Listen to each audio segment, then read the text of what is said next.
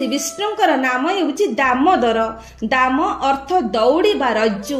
तांको उदर को यशोदामा जामरजुल गछरे दौड़ी द्वारा बांधि देइथिले। जामरजुल वृक्ष अभिशापरु मध्य मुक्ति पाइथिले, तेणु तांको नाम दामोदर।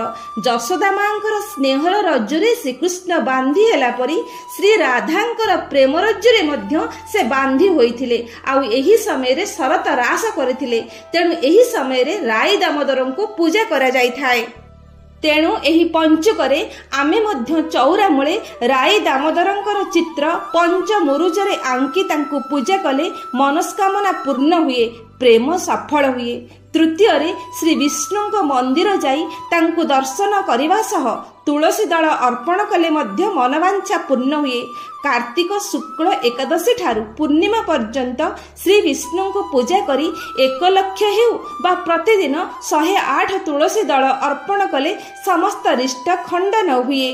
प्रभु प्रसन्न होइथांती। पुणी शिवालय रे शिव दर्शन अतीव पुण्य फल आनी देई थाए। चतुर्थ रे एही समय रे उच्च बाउंस बांधी माटी ठेकीरे आकाश दीप देव द्वारा बहुत पुण्य होई थाए। जदि आमे समस्ते आकाश दीप देई पारु नाहे, तेबे शुद्ध घियरे आम पूजा स्थान रे आउ चौरा मूल रे दीपदान करिबा द्वारा आम द्वारा होइथिबा पाप पोड़ी जाई थाए। आम जीवन रे सुख आउ सौभाग्य वृष्टि होई थाए। पितृ पुरुष मानकर आशीर्वाद मिली थाए।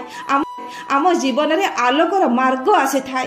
पंचम रे एही पंचकरे आमे भगवान विष्णु, सूर्य आउ तुलसी को पूजा कले सर्व सिद्धि होई थाए। षष्ठ रे एही पंचक व्रत रखिबा बेले बा पूर्णिमा दिन जदि आमे दरिद्र को अन्न भोजन देबा, तेबे आमको जन्म जन्म रे केबे मध्य दारिद्र स्पर्श करिबो नाही। आमर धन मान मर्यादा बढ़िबो, किंतु आमे दान करुथिबा अन्न किंबा धन संपूर्ण भाव रे स्व अर्जित पुण्यर धन होइथिबा आवश्यक। सबठार बड़ कथा हैला सप्तमतः एही 5 दिन आमे जेपरि आमिष त्याग करूचे, सेही परि आम मन को आम भावना को मध्य शुद्ध रखिबा उचित। अर्थात मन भितरे काहारी प्रति मध्य सामान्यतम ईर्षा, राग, घृणा बा पर विद्वेष नीति को स्थान देवा उचित नुहे, नचेत सब पुण्य फल नष्ट होई जिवो। कारण शारीरिक पाप ठारू मानसिक पाप अधिक। तेणु मन को शुद्ध रखिबा पई प्रत्येक मुहूर्त रे आमे प्रभुंकर नाम को स्मरण करुथिबा। हरे कृष्ण कृष्ण कृष्ण हरे हरे, हरे राम राम राम हरे हरे। एही महामंत्र जप कले सहस्र गुण पुण्य होइताय बोली शास्त्र कहंती। गीता, भागवत